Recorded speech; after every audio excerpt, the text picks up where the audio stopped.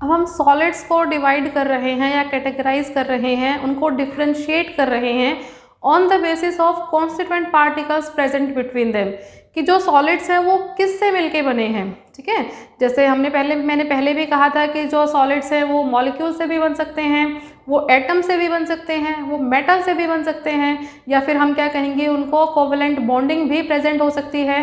तो on the basis of constituent particles present in solids को हमने 4 टाइप में कैटेगराइज किया है, और वो टाइप्स हैं molecular solids, ionic solids, metallic solids and covalent solids. अब इन चारों को हम step by step on the basis of properties देखेंगे कि इनके क्या क्या प्रॉपर्टीज होती हैं और ये एक दूसरे से किस तरह से अलग हैं। मॉलिक्यूलर सॉलिड्स जिसकी हम बात करते हैं, तो मॉलिक्यूलर सॉलिड्स में जो कॉन्स्टिट्यूएंट पार्टिकल्स हैं वो हमें नाम से ही पता लग रहा है क्या हो जाएंगे, मॉलिक्यूल्स हो जाएंगे। कॉन्स्टिट्यूएंट पार्टिकल्स क्या हो गए, इनमें मॉलिक्यूल्स हो गए। अब जो मॉलिक्यूल्स हैं बच्चों, वो मॉलिक्यूल्स क्या हो सकते हैं, वो मॉलिक्यूल्स हैं वो पोलर मॉलिक्यूल्स भी हो सकते हैं, नॉन पोलर भी हो सकते हैं, या उनके बीच में हाइड्रोजन बॉन्ड भी प्रेजेंट हो सकता है। तो पहला इसमें हम ले लेते हैं non polar molecular solids. Non polar molecular solids का एग्जांपल जैसे हमने क्या ले लिया, ऑर्गन ले लिया, CCl4 ले लिया, या इसके अलावा H2 हो गया, Cl2 हो गया। नॉन पोलर मॉलिक्यूलर सॉलिड्स हैं वो मॉलिक्यूल से मिलके बने होते हैं, और वो मॉलिक्यूल्स कैसे होते हैं, वो मॉलिक्यूल्स होते हैं एक जैसी, जिनकी या उनकी जो इलेक्ट्रोनेगेटिविटी है उसमें जो डिफरेंस है वो बहुत ही कम होता है। अब अगर हम बात करें कि एक मॉलिक्यूल यहाँ और दूसरा मॉलिक्यूल यहाँ, H2 का मॉलिक्यूल H एंड H, तो इसमें क्या होगा, जो शेयर्ड पेयर ऑफ इलेक्ट्रॉन है वो क्या एक H है अपनी तरफ उसको अट्रैक्ट कर लेगा, नहीं, वो अट्रैक्ट नहीं कर पाएगा, क्योंकि जब दोनों की इलेक्ट्रोनेगेटिविटी ऑलमोस्ट सिमिलर है या सिमिलर ही है तो वो अपने इलेक्ट्रॉन्स को जाने नहीं देंगे। तो अगर ऐसे मॉलिक्यूल्स प्रेजेंट हैं जिसमें इलेक्ट्रोनेगेटिविटी डिफरेंस बहुत ही स्लाइट होता है, उसको हम कहते हैं नॉन पोलर मॉलिक्यूलर सॉलिड्स। अब इनमें जो बॉन्डिंग है, अब मान लो ये एक H2 का मॉलिक्यूल है, एक दूसरा H2 का मॉलिक्यूल है, फिर एक और H2 का मॉलिक्यूल है, तो ऐसे जो नॉन पोलर एटम्स हैं या मॉलिक्यूल्स हैं वो आपस में किस फोर्स से बाइंड होते हैं, वो बाइंड होते हैं किससे, लंडन फोर्सेस से। इनके बीच में जो फोर्सेस काम करते हैं वो कौन से हैं, लंडन फोर्सेस। इनका नेचर कैसा होता है, नेचर का हम बात करें कि ये जो बनेंगे ये हार्ड होंगे या सॉफ्ट होंगे, तो ये कैसे हो जाएंगे, क्योंकि इनके बीच में क्या होता है, बहुत ही कम इंटरेक्शन होता है, फोर्स ऑफ अट्रैक्शन है वो बहुत ही कम हो जाएगा, तो ये सॉफ्ट नेचर के होंगे। क्या ये इलेक्ट्रिकल कंडक्टिविटी को कंडक्ट करेंगे या ये इलेक्ट्रिसिटी को कंडक्ट करेंगे, नहीं करेंगे, तो ये क्या होंगे, इंसुलेटर हो जाएंगे। हम कहेंगे कि जो नॉन पोलर हैं वो क्या हो जाते हैं, वो हो जाते हैं इंसुलेटर्स। अब इनका मेल्टिंग पॉइंट, जब इनके बीच में इंटरेक्शन इतना अच्छा नहीं है, बहुत ही कम इंटरेक्शन है, तो इनका मेल्टिंग पॉइंट क्या हो जाएगा बच्चों, इनका मेल्टिंग पॉइंट हो जाएगा लो मेल्टिंग पॉइंट। ठीक है, जैसे ही हम इनको थोड़ा सा टेम्परेचर देंगे तो ये क्या हो जाएंगे, ये मेल्ट हो जाएंगे। ठीक है, आइदर ये एग्जिस्ट करते हैं, अगर रूम टेम्परेचर की बात करें तो ये लिक्विड्स या गैसियस स्टेट में ही एग्जिस्ट करते हैं। जब हम टेम्परेचर को नीचे लेके जाएंगे तो ये हमारी सॉलिड स्टेट में एग्जिस्ट करेंगे, अदरवाइज नॉर्मल टेम्परेचर पे ये लिक्विड या गैसियस स्टेट में ही रहते हैं। सेकेंड है पोलर मॉलिक्यूलर सॉलिड्स। अब पोलर में क्या होगा, पोलर में पोल्स जनरेट होंगे, एक एटम है वो इलेक्ट्रोनेगेटिव ज़्यादा है और एक एटम है वो इलेक्ट्रोनेगेटिव कम है। तो और एक्सट्रीम लेवल पे भी नहीं है कि इसने जो इलेक्ट्रोनेगेटिविटी ज़्यादा एलिमेंट है उसने क्या किया, उस दूसरे वाले के इलेक्ट्रॉन्स को अपनी तरफ पूरी तरह से खींच लिया। इलेक्ट्रोनेगेटिविटी डिफरेंस होता है लेकिन एक्सट्रीम नहीं, कम होता है। तो उसमें क्या होगा, जिसके पास इलेक्ट्रोनेगेटिविटी ज़्यादा है वो शेयर्ड पेयर ऑफ इलेक्ट्रॉन को क्या करेगा, अपनी तरफ खींच लेगा, और अगर वो उसको अपनी तरफ खींच लेगा तो क्या होगा, उस पर स्लाइटली नेगेटिव चार्ज और दूसरे वाले एटम पे क्या आ जाएगा, स्लाइटली पॉजिटिव चार्ज। तो जैसे ही चार्ज का सेपरेशन हुआ, एक पे नेगेटिव चार्ज आ गया और एक पे पॉजिटिव चार्ज आ गया, तो इसमें जो फोर्सेस काम करेंगे वो फोर्सेस कौन से हो जाएंगे, वो हो जाएंगे डाइपोल डाइपोल इंटरेक्शन, क्योंकि इसमें क्या बन रहे हैं, डाइपोल बन रहा है, तो इसमें डाइपोल डाइपोल इंटरेक्शन है वो काम करेंगे। ठीक है, अब ये कैसे हो जाएंगे, फिजिकल नेचर इनका, ये भी क्या हो जाएंगे, सॉफ्ट हो जाएंगे। ऑल्दो इंटरेक्शन काम कर रहे हैं लेकिन वो भी इतने ज़्यादा स्ट्रॉन्ग नहीं है। और क्या ये इलेक्ट्रिसिटी को कंडक्ट करेंगे। इसमें तो क्या बन रहे हैं, आयंस बन रहे हैं ना। हमने कहा एक पे पॉजिटिव आयन आ गया, एक पॉजिटिव आयन बन गया और एक नेगेटिव आयन बन गया, मतलब इसमें सेपरेशन ऑफ चार्ज हो गया है। और इलेक्ट्रिसिटी को कंडक्ट कौन करता है, जिसपे चार्ज का सेपरेशन हो। तो बताओ मुझे ये, क्या ये इलेक्ट्रिसिटी को कंडक्ट करेगा, नहीं करेगा। बेशक इसमें चार्ज बन गए हैं, पॉजिटिव और नेगेटिव चार्ज बन गए हैं, लेकिन हम इनकी बात करें, इलेक्ट्रिसिटी कंडक्ट कब होती है, जब नेगेटिव एक तरफ रन करे और पॉजिटिव एक तरफ रन करें। इसमें क्या होता है, इधर नेगेटिव चार्ज इधर पॉजिटिव चार्ज, सो सारा का सारा मॉलिक्यूल है वो एक ही तरफ मूव करेगा, या तो इधर या फिर इधर। इट मीन्स इसमें दोनों चार्जेस हैं वो एक ही साइड में मूव कर रहे हैं। इट मीन्स ये भी इलेक्ट्रिसिटी को कंडक्ट नहीं करेगा, तो ये भी क्या हो जाएंगे, इंसुलेटर्स हो जाएंगे।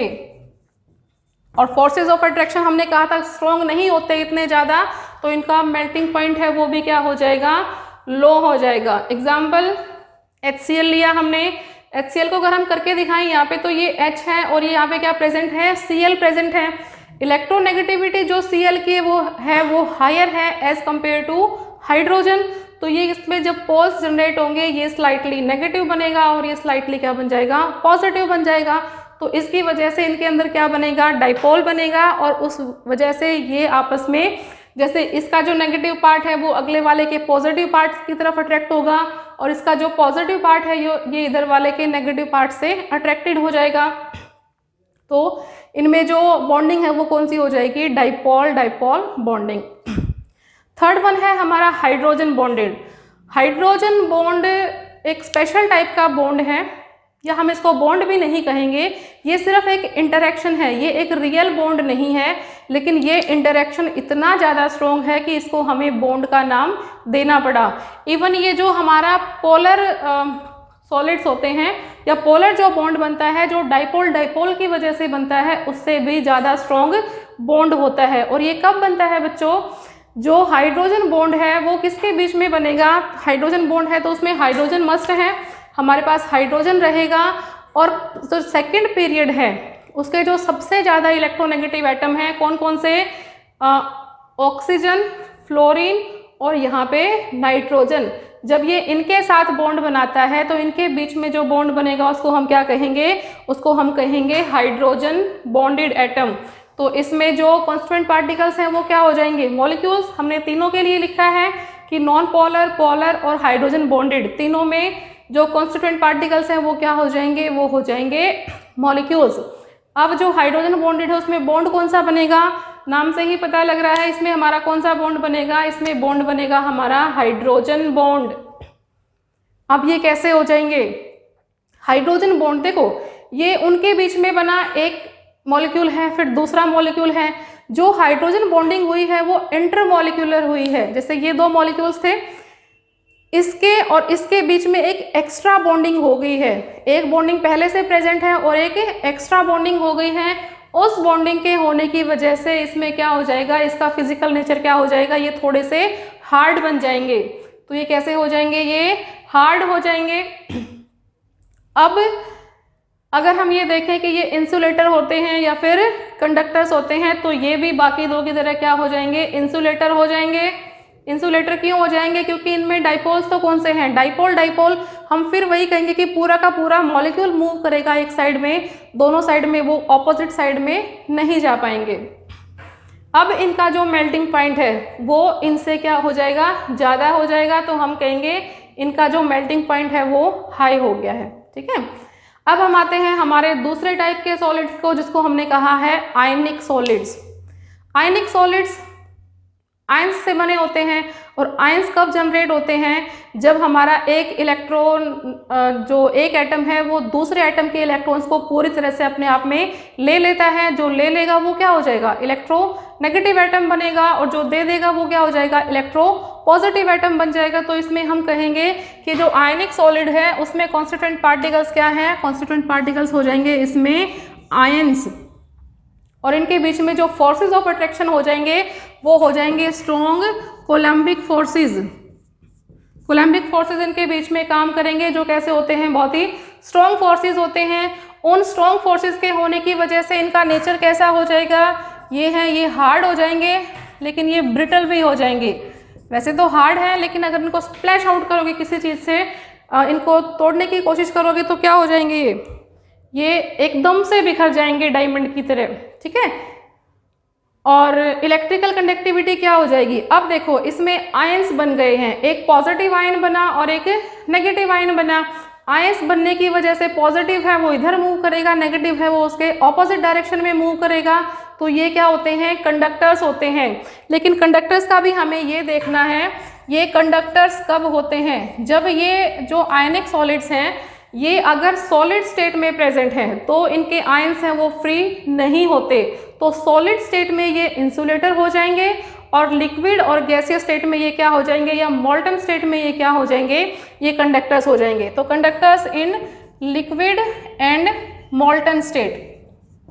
और इंसुलेटर कौन से स्टेट में हो जाएंगे, ये insulators in solid state. Solid state के अंदर मेरे प्यारे बच्चों ये किसकी तरह बिहेव करेंगे, ये इंसुलेटर की तरह बिहेव करेंगे, क्योंकि उस टाइम इनके आयंस का या चार्जेस का सेपरेशन नहीं होता है।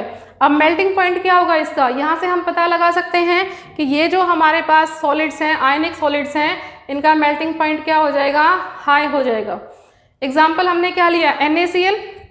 कैसे बनेगा NaCl, Na पॉजिटिव फिर Cl negative, Na positive Cl negative, यहाँ Cl नेगेटिव, Na पॉजिटिव और ये Cl नेगेटिव। ऐसे एक सीरीज सी बनती जाएगी जिसमें Na पॉजिटिव है वो Cl नेगेटिव के साथ अटैच है। अब इसमें ये देखो तुम, अगर मैं यहाँ पे Na पॉजिटिव करूँ, Cl negative, Na positive and Cl negative, तो अब क्या होगा, ये Na पॉजिटिव है, ये कितने Cl नेगेटिव से सराउंडेड है, 4 से।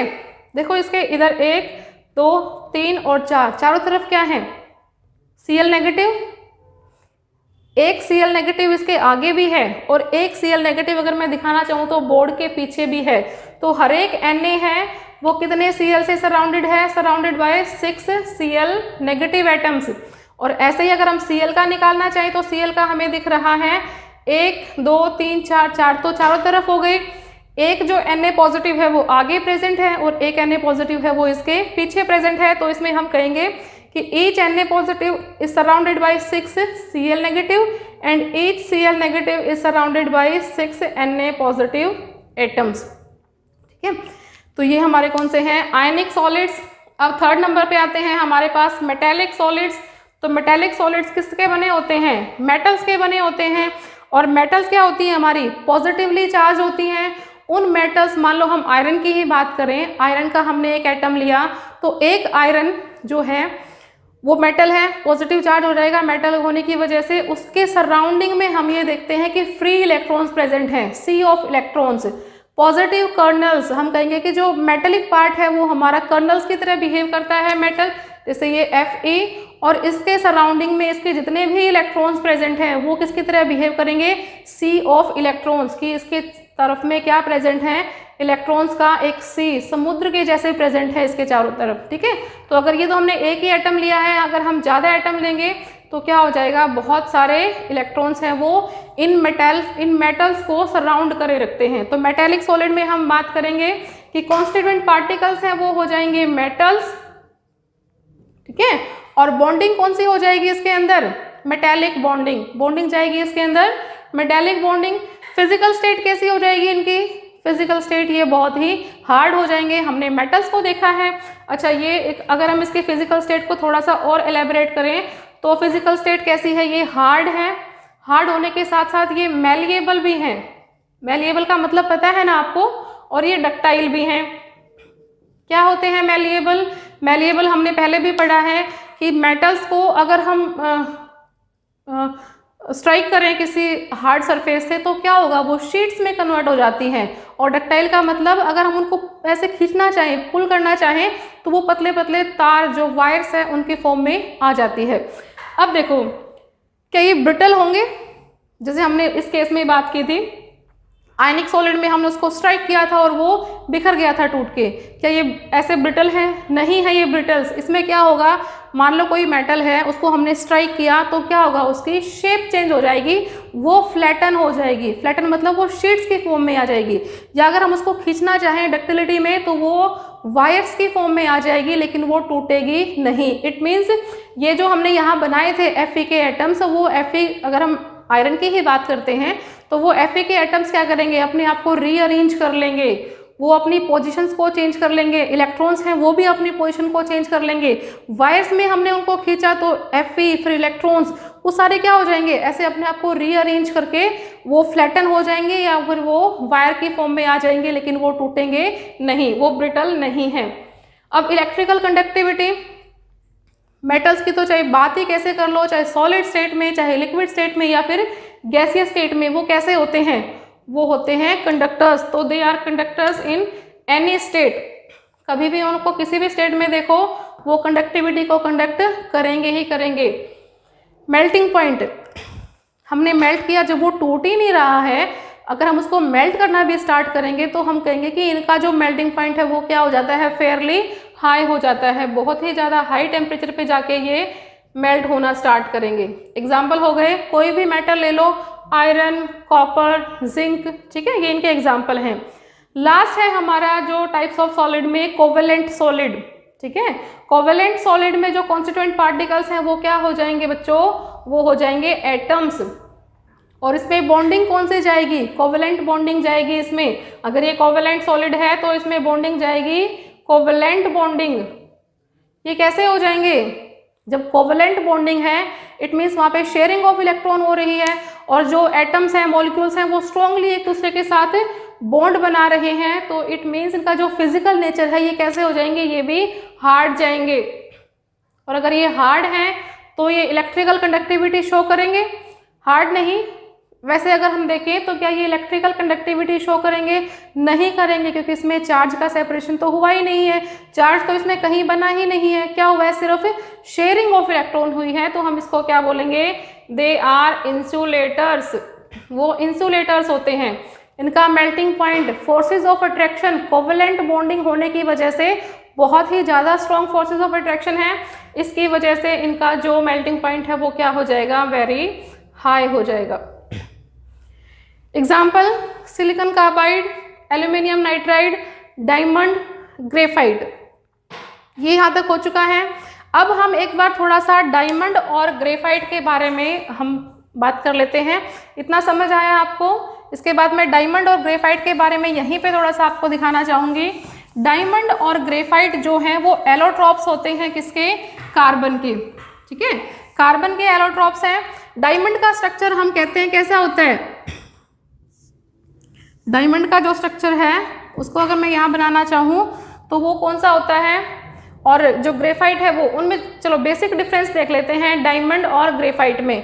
तो ये डायमंड जो है ये हार्डेस्ट सब्सटेंस प्रेजेंट है, और जो ग्रेफाइट है ये क्या होता है, बहुत ही, एक हम कह सकते हैं कि इतना स्ट्रॉन्ग नहीं होता है, बहुत ही सॉफ्ट होता है। एक ही एटम से बने होने के बावजूद, ये किससे बने हैं, कार्बन से बने हुए, टेट्राहेड्रल स्ट्रक्चर है इसका, और इसका शीट लाइक स्ट्रक्चर है। तो एक ही का उसके बने होने की बावजूद भी ये कैसा होता है, ये हार्ड होता है और ये सॉफ्ट होता है। इलेक्ट्रिकल कंडक्टिविटी की हम बात करेंगे तो डायमंड है वो इंसुलेटर होता है, वो इलेक्ट्रिकल कंडक्टिविटी को कंडक्ट नहीं करेगा। वहीं ग्रेफाइट क्या होता है, ग्रेफाइट के स्ट्रक्चर के बेसिस पे, क्योंकि उसका शीट लाइक स्ट्रक्चर होता है, जैसे पेजेस होते हैं हमारी बुक में, पहले एक पेज, एक शीट, फिर उसके नीचे दूसरी शीट, फिर उसके नीचे तीसरी शीट, ऐसे ये शीट की तरह काम करता है। तो उसकी वजह से क्या हो जाएगा, इसका जो कंडक्टिविटी करने का इसमें फ्री इलेक्ट्रॉन प्रेजेंट है।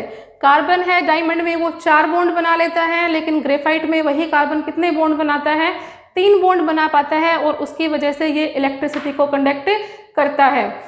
अगर हम ग्रेफाइट का एग्जांपल देखना चाहें तो स्टार्टिंग से हम देखते आ रहे हैं अभी तक, आपको पता होगा, मुझे पता है, जो हमारी पेंसिल्स है, लेड पेंसिल, जो सिक्का होता है उसके आगे वाला, वो कौन सा किसका बना होता है बच्चों, वो ग्रेफाइट का बना होता है। तो एक्सेप्शन की बात कर रही थी मैं यहाँ पे, कोवेलेंट सॉलिड में सारे के सारे हमने कहा था क्या होते हैं, इंसुलेटर्स होते हैं, लेकिन उसमें कार्बन का जो एलोट्रॉप है ग्रेफाइट, वो क्या होगा, वो होगा इलेक्ट्रिकल कंडक्टर, और वो बहुत ही अच्छा एक कंडक्टर होता है इलेक्ट्रिसिटी का। तो आज के हमारे इस वीडियो में इतना ही। इसमें हमने क्या किया, सॉलिड्स के बारे में थोड़ा जाना था, फिर हमने सॉलिड्स को क्लासीफाई किया था into crystalline and amorphous solids समझ आया आप लोगों को। और उसके बाद हमने लास्ट में किया है सॉलिड्स को classify on the basis of constituent particles present in them. और वो कितने टाइप के थे? 4 टाइप के हमने किए हैं, molecular, ionic, metallic and covalent. तो आई होप आप लोगों को ये वीडियो अच्छा लगा होगा, अच्छी तरह से समझ आया होगा। आपने जो मैंने सिखाया है उसको आप समझने की पूरी कोशिश करेंगे। इसके बाद हम मिलेंगे अपने नेक्स्ट लेक्चर नेक्स्ट वीडियो में। Thank you.